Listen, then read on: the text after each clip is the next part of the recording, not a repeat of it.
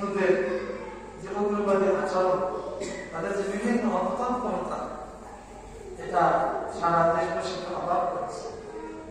হিন্দুদের বিপদের সময় মুসলমানরা মন্দির পাহারা দিয়েছে, তাদের বাড়ি পাহারা দিয়েছে, নিরাপত্তা দিয়েছে। কিন্তু এই হিন্দুত্ববাদীদের মধ্যে সব হিন্দু কিন্তু না, হিন্দুদের মধ্যে একটা অংশ, যারা উগ্রবাদী সংগঠন ইসকনের সাথে যাদের সম্পর্ক, যে ইসকন ভারত থেকে তৈরি হয়েছে এবং ভারতের সাথে কাজ করে, তাদের বিভিন্ন কর্মকাণ্ডের কারণে বিভিন্ন দেশে এটা নিষিদ্ধ হয়েছে। আমাদের বাংলাদেশে তাদের বিভিন্ন কার্যক্রম, বিভিন্ন মন্দির তারা দখল করেছে, তাদের আওতায় তারা নিয়েছে, বিভিন্ন ভাবে তাদের এজেন্ডা, তাদের কর্মসূচি তাদের বাস্তবায়ন করে যাচ্ছে। কিন্তু আমরা বিগত কয়েকদিন আমরা দেখেছি যে তাদের যে কঠোর আচরণ, উগ্রবাদী আচরণ আমাদেরকে অবাক করে দিয়েছে, বিশেষভাবে তাদের যে চরম আকর্ষণে এবং চরম ধরনের তাদের যে আচরণে আমাদের বাংলাদেশের সম্পদ, বাংলাদেশের রাষ্ট্রীয় আইন সাইফুল ইসলাম আলী, তাকে পিটিয়ে মেরে তাকে হত্যা করা হয়েছে। একটা জীবন্ত মানুষকে যদি পিটিয়ে হত্যা করা হয়, এই নির্মম দৃশ্য, একটা সুস্থ স্বাভাবিক একটা জীবন্ত মানুষকে পিটিয়ে হত্যা করা,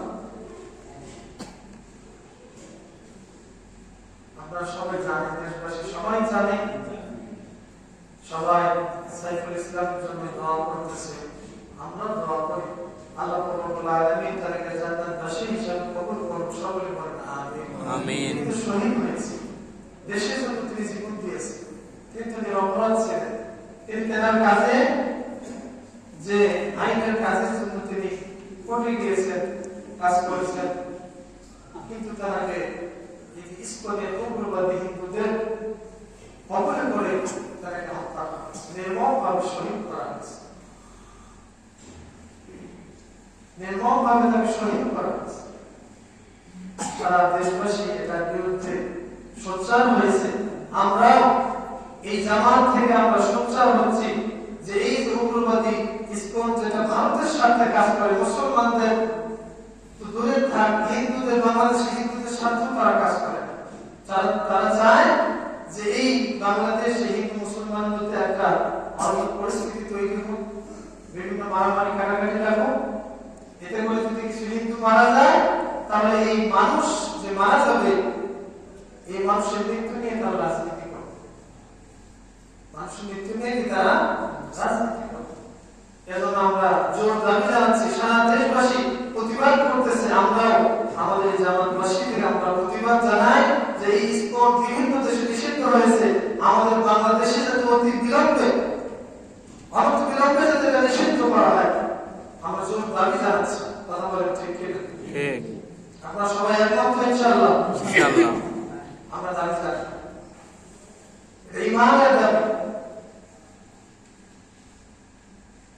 মুসলমান ঘুমিয়ে যাওয়ার কারণে, নীরব থাকার কারণে মুসলমানদের উপর বিভিন্ন অপশক্তি প্রভাব বিস্তার করতেছে। এজন্য সবসময় বসে থাকবে, চুপ করে থাকবে এরকম না, কিছু অন্যায় প্রতিবাদ ঈমানের বলে বলিয়ে